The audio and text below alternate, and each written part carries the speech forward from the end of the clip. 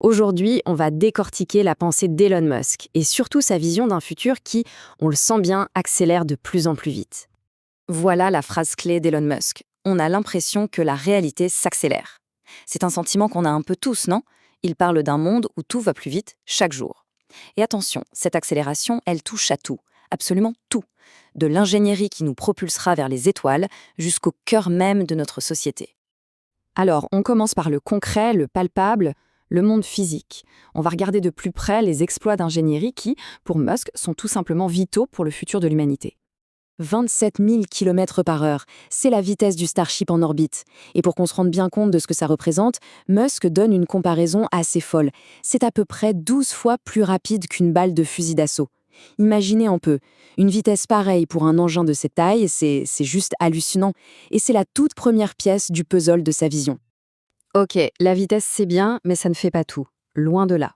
Pour Musk, la vraie clé, celle qui va tout débloquer pour l'accès à l'espace, c'est la réutilisabilité totale.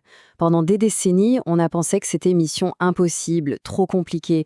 Aujourd'hui, c'est devenu le saint graal de la conquête spatiale. Et ce changement de paradigme, il est monumental.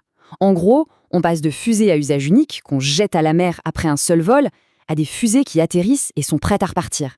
L'impact sur le coût, il pourrait être divisé par 100, peut-être même par 1000. C'est ça, la vraie révolution. Ce n'est plus juste une mission isolée, ça devient un vrai système de transport spatial, comme on prend l'avion. Allez, on quitte le monde physique pour le numérique. La conversation change complètement de décor et nous emmène vers le rachat de Twitter, devenu X. Et là, le diagnostic de Musk est, disons, d'une toute autre échelle. Il parle d'un problème carrément civilisationnel. La voilà, sa référence. Et elle est puissante. Pour ceux qui connaissent Le Seigneur des Anneaux, Langue de Serpent, c'est Grima, le conseiller qui empoisonne l'esprit du roi. C'est exactement comme ça que Musk voyait Twitter, une force insidieuse qui chuchotait des idées destructrices à l'oreille de toute la société. Et pour nommer ce qu'il combattait, il utilise une expression très forte, le virus mental woke. Selon sa description, c'est un ensemble d'idées qu'il juge nihilistes, anti-civilisation, et qui, d'après lui, avait complètement pris le contrôle de la plateforme. Du coup, sa motivation première en rachetant Twitter, c'était de contrer ce virus. Et sa méthode? Ouvrir les vannes du discours en se basant sur une idée simple. La lumière du soleil est le meilleur des désinfectants. On continue de creuser. Après la technologie et les réseaux sociaux, la discussion s'attaque maintenant à l'analyse que fait Musk des systèmes qui nous gouvernent.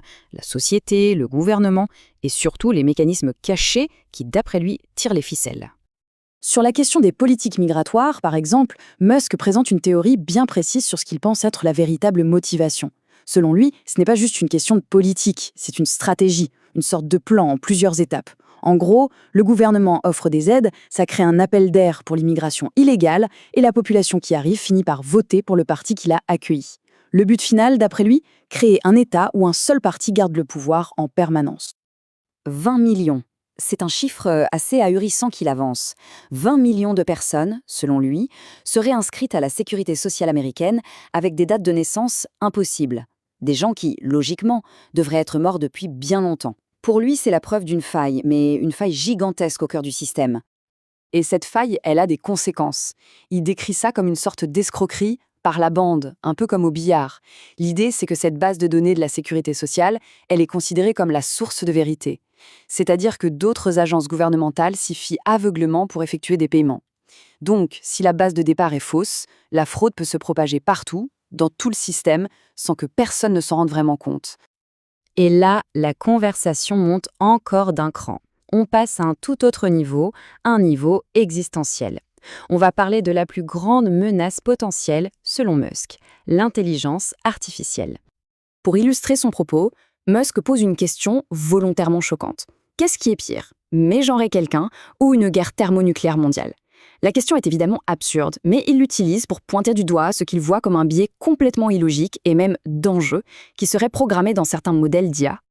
Et le plus fou, c'est que d'après lui, certains modèles d'IA, comme Gemini de Google par exemple, répondraient à cette question de la mauvaise manière.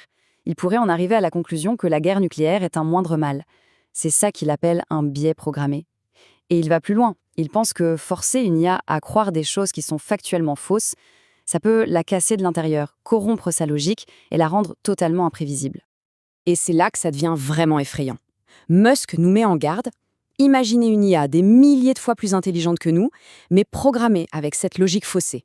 Elle pourrait tout à fait suivre son raisonnement tordu jusqu'au bout et conclure, par exemple, que la meilleure façon d'être absolument certain de ne jamais mégenrer personne, c'est d'éliminer toute l'humanité.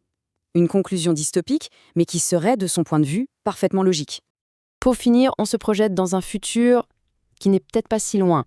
Un futur où, d'après Musk, l'IA va encore mettre un coup d'accélérateur et complètement bouleverser notre rapport de tous les jours à la technologie. Première prédiction choc, plus d'applications. C'est simple, c'est direct. Musk pense que d'ici 5, peut-être 6 ans, le concept même d'une app sur son téléphone sera dépassé, fini. Et ça ne s'arrête pas là. C'est même encore plus radical. Les applications, c'est une chose, mais il prédit aussi la fin des systèmes d'exploitation. Oui, iOS, Android, tout ça, ce serait devenu complètement inutile. Alors, s'il n'y a plus d'apps ni de système d'exploitation, il reste quoi? Il reste l'IA. Juste l'IA. Dans sa vision, nos téléphones, nos appareils, ne seraient plus que des portails passifs, des écrans et des haut-parleurs. Et c'est l'IA qui déciderait, en anticipant nos besoins, ce qu'on a besoin de voir ou d'entendre à chaque instant. Alors voilà le tableau des fusées réutilisables qui nous ouvrent l'espace, à un futur potentiellement sans application entièrement géré par une intelligence artificielle. La vision de Musk, c'est celle d'une transformation totale, radicale. Et ça nous laisse avec cette question, une question absolument vertigineuse. Si la réalité accélère à ce point, qui ou quoi est vraiment en train de piloter ?